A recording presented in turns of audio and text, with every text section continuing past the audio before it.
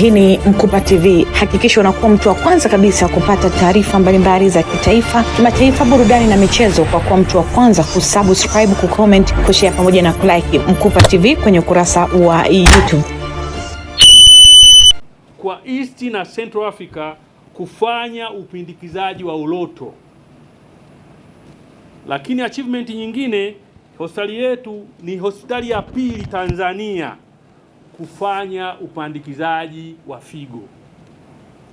Muhimbili ilikuwa ya kwanza, lakini ya pili ni hospitali yetu kufanya upandikizaji wa figo. Lakini pia hospitali yetu ni hospitali ya kwanza Tanzania kufanya upandikizaji wa uume. Upandikizaji wa uume inaitwa penile transplant. Wale wenye shida za uume kusimama na kadhalika, sisi tunatatua hilo tatizo hapa.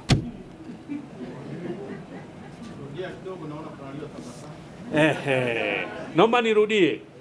Hii ni hospitali ya kwanza Tanzania kufanya upandikizaji wa nini? Wa uume.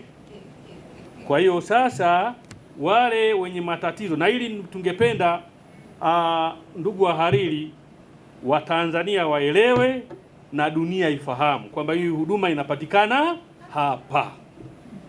Changamoto zile za ndoa kuvunjika kwa sababu ya uume kutokufanya kazi tunazitatua hapa.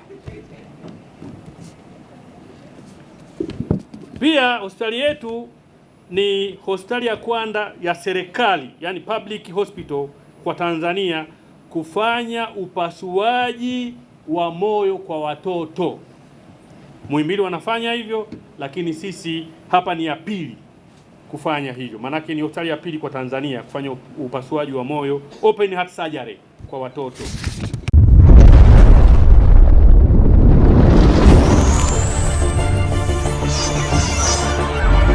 Hii ni Mkupa TV. Hakikisha unakuwa mtu wa kwanza kabisa kupata taarifa mbalimbali za kitaifa, kimataifa, burudani na michezo kwa kuwa mtu wa kwanza kusubscribe, kucomment, kushare pamoja na kulike Mkupa TV kwenye ukurasa wa YouTube.